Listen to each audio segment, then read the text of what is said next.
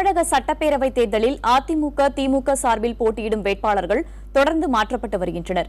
இதற்கான பின்னணி குறித்து நமது மூத்த ஆசிரியர் தியாகச்செம்மலிடம் கேட்கலாம். தியாகச்செம்மல், அதிமுக திமுக சார்பில் போட்டியிடும் வேட்பாளர்கள் தொடர்ந்து மாற்றப்பட்டு வருவதை நம்மளால பார்க்க முடியுது. இதற்கு என்ன காரணம்?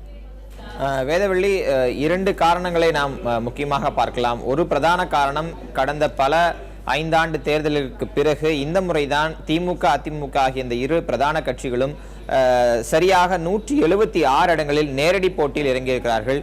கூட்டணி என பார்க்க போனால் இந்த இரண்டு கட்சிகளுடனும் பிரதான கட்சிகள் எதுவும் கூட்டணியில் இல்லை. காங்கிரஸ் கட்சி திராவிட முன்னேற்ற கழகத்தோடு இருக்கிறது. ஆனால் வாக்கு வங்கி சதவீதத்திலும் காங்கிரஸ் கட்சி 4% தாண்டாத ஒரு சூழ்நிலையில் கிட்டத்தட்ட நேரடி போட்டியில் இந்த இரு கட்சியிலும் இறங்கியிருக்கின்றன. இதனால் இந்த கட்சியினுடைய அடுத்த கட்ட எதிர்காலம் என்பது இந்த தேர்தல் முடிவை ஒட்டி இருப்பதால் வெற்றி என்கிற ஒற்றை இலக்கிற்காக எதையும் சமரசம் செய்து கொள்ள தயார் என்கிற அடிப்படையில் தான் தொடர்ச்சியான வேட்பாளர் மாற்றத்திற்கு இந்த இரு கட்சியிலும் இறங்கியிருக்கின்றன. திராவிட முன்னேற்ற கழகத்தை பொறுத்தவரை உட்கட்சிக்குள்ளேயே வேட்பாளர்களை மாற்ற வேண்டும் என்கிற கோரிக்கை வலுவாக எழுந்து அந்த அடிப்படையில் மாற்றங்கள் இருக்கின்றன. அதிமுகவிலும் உட்கட்சி சர்ச்சைகள் எழுந்து வந்த நிலையில் அதிமுக தலைமை வெற்றி என்கிற ஒன்றை மிகவும் மையமாக வைத்துத்தான் பல்வேறு மாற்றங்களை தொடர்ச்சியாக செய்து வருகின்றன. மற்றொரு புறத்தில் பார்க்கும்போது மக்கள் நல கூட்டணியில் வைகோ இந்த முறை கோவில்பட்டியில் போட்டியிடுகிறார். திருமாவளவன் இந்த முறை காட்டுமன்னார் கோயில் தொகுதியில் போட்டியிடுவார் என்று தகவல்கள் உறுதியாக தெரிவிக்கின்றன. இப்படி ஒரு சொல்லில் இன்றைக்கு பாட்டாளி மக்கள் கட்சி முதலமைச்சர் வேட்பாளர் அன்புமணி ராமதாஸ் பென்னாகரம் தொகுதியில் களமிறங்குகிறார். பல 10 ஆண்டுகளுக்கு பிறகு பிரதான கட்சியினுடைய தலைவர்களே நேரடியாக சட்டசபை தேர்தலில் இறங்குவது இதுதான் முதல் முறை. இப்படி இறங்கும் போது ஏற்கனவே பல முனைகளாக பிரிந்திருக்கக்கூடிய போட்டியில் இன்னும் போட்டி வலுவாக அமையும் என்கிற காரணத்தினால் இந்த இரு பிரதான கட்சிகளும் ஏற்கனவே செய்த வேட்பாளர் தேர்வுகளில் பல்வேறு மாற்றங்களை செய்து வருகிறார்கள்.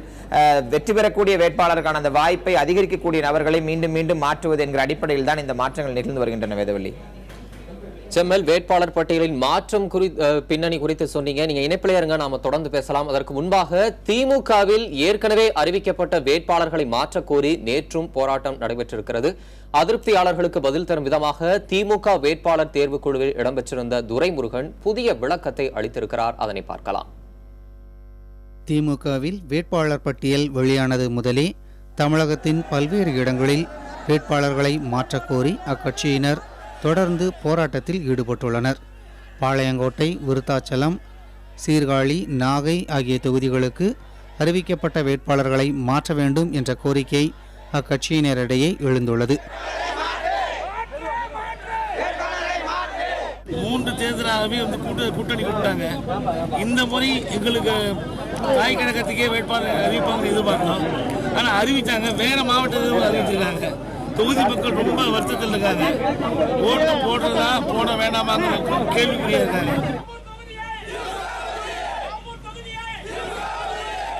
ஆம்பூர் தொகுதியை மனிதநேய மக்கள் கட்சிக்கு ஒதுக்கியதை எதிர்த்து அப்பகுதி திமுகவினர் போராட்டத்தில் இறங்கியுள்ளனர். வேட்பாளர் தேர்வு குழுவில் இடம்பெற்றிருந்த முன்னாள் அமைச்சர் துரைமுருகனை கண்டித்தும் சில இடங்களில் திமுகவினர் போராட்டத்தில் ஈடுபட்டனர். இதையடுத்து திமுகவில் வேட்பாளர்களை தேர்வு செய்தது எப்படி என்று அவர் விளக்கம் அளித்துள்ளார்.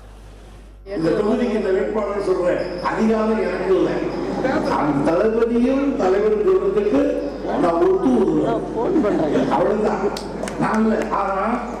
அவங்க தொகுதி கிடைக்காதவன் அவங்க 2 பேரும் எதிர்க்க முடியாது. துரைமுருகன் தான் செய்யலான்னு என்ன எதிர்க்கா. அரக்கோணம் தொகுதியில் திமுக வேட்பாளர் மாற்றப்பட்ட போதிலும் அதிருப்தி நீடிக்கிறது. தற்போது வேட்பாளராக அறிவிக்கப்பட்ட ராஜ்குமாரை நீக்க கோரி திமுகவினர் ஆர்ப்பாட்டத்தில் ஈடுபட்டனர். புதிய தலைமுறைக்காக செய்தியாளர் குழு. செம்மல், இப்ப திமுக வேட்பாளர் பட்டியலில் மாற்றம் செய்யணும், வேட்பாளரை மாற்றணும் நடைபெற்ற போராட்டங்களின் தொகுப்பை நாம பார்த்தோம். ஏற்கனவே அதிமுக வேட்பாளர் பட்டியல் அறிவிக்கப்பட்டு 20 நாட்களுக்கு பிறகு தற்போதும் 8 வேட்பாளர் சமீபத்தில் மாற்றப்பட்டிருக்கிறாங்க. திமுகலையும் வேட்பாளர் மாற்றணும் சொல்லி போராட்டங்கள் தொடர்ந்து நடைபெற்ற வண்ணம் இருக்கிறது. இது இந்த பிரச்சாரத்திலையும் இந்த வெற்றி வாய்ப்பிலையும் எந்த விதமான தாக்கத்தை ஏற்படுத்தும்? அதாவது வேட்பாளர் தேர்வு அடிக்கடி நிகழ்வது என்பது விமர்சனத்துக்கு உள்ளாகக்கூடிய ஒரு நிகழ்வாக அரசியல் நோக்கர்களாலும் பார்வையாளர்களாலும் பார்க்கப்படுகிறது.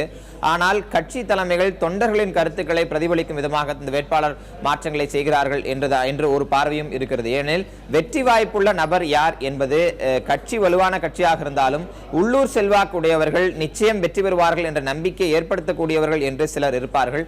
அவர்களை நிறுத்தும் போதுதான் ஏற்பட்டிருக்கூடிய இந்த கடுமையான போட்டியை சமாளிக்க முடியும். நான் ஏற்கனவே சொன்னது போன்று போன்று ஹெவி வெயிட்ஸ் என சொல்லப்படக்கூடிய முக்கியமான நபர்கள் அனைவரும் இந்த முறை களம் காண்கிறார்கள். கிட்டத்தட்ட 15 ஆண்டுகளுக்கு பிறகு திருமாவளவன் களம் காண்கிறார். 20 ஆண்டுகளுக்கு பிறகு மதிமுக பொதுச்செயலாளர் வைகோ களம் இறங்குகிறார். அன்புமணி ராமதாஸ் முதலமைச்சர் வேட்பாளராக அறிவிக்கப்பட்டு பென்னாகரம் தொகுதியில் மீண்டும் இறங்குகிறார். தற்போது அவர் ஏற்கனவே தர்மபுரி நாடாளுமன்ற உறுப்பினராக இருக்கிறார். 37 தொகுதிகளில் 39 தொகுதியில் 37 தொகுதியில் அதிமுக வெற்றி பெற்ற போதும் தர்மபுரியில் அன்புமணி ராமதாஸ் வெற்றியை தன்வசம் ஆக்கியிருந்தார். இப்படியொரு சூழ்நிலையில் கடுமையாக போட்டி இருக்கும் என்று அதிமுக கருதுவதால் அந்த பகுதிகளில் பல்வேறு மாற்றங்களை செய்கின்றன. மேட்டூரில் பாட்டாளி மக்கள் கட்சி தலைவர் GK மணி களமிறங்குகிறார். இன்றைய மாற்றம் அதிமுக மாற்றத்தை பார்க்க போனால் கோவில்பட்டியில் கடம்பூர் ராஜு மீண்டும் களமிறக்கப்பட்டிருக்கிறார். அவர் தற்போதைய சட்டமன்ற உறுப்பினராக கோவில்பட்டியில் இருக்கிறார். அவருக்கு பதிலாக வேறொரு வேட்பாளர் ஏற்கனவே அறிவிக்கப்பட்டிருந்தார். அவர் புதுமுகம். வைகோ போன்ற ஒரு நபர் நிற்கும் போது அந்த போட்டியை சமாளிப்பதற்கான திறன் என்பது அவரிடம் இருக்காது என்று கருதியதால் மீண்டும் ஏற்கனவே சட்டமன்ற உறுப்பினர் கடம்பூர் ராஜு உள்ளூர் செல்வாக்கு பெற்றிருப்பவர், இவரை மீண்டும் நிறுத்துவது சரியாக இருக்கும் என்று அதிமுக தலைமை முடிவு செய்திருப்பதாக சொல்லப்படுகிறது. அதே போன்று சண்முகநாதன், KV ராமலிங்கம் உள்ளிட்ட முன்னாள் அமைச்சர்களுக்கும் மோகன் உள்ளிட்ட இன்னாள் அமைச்சர்களுக்கும் வாய்ப்பு வழங்கப்பட்டிருக்கிறது. அவர்கள் எல்லாம் அந்த பகுதியில் செல்வாக்கு பெற்றவர்கள், நிச்சயம் வெற்றியை உறுதி செய்ய முடியக்கூடிய ஆட்கள் என்கிற அடிப்படையில் அதிமுக தலைமை முடிவு செய்திருக்கிறது.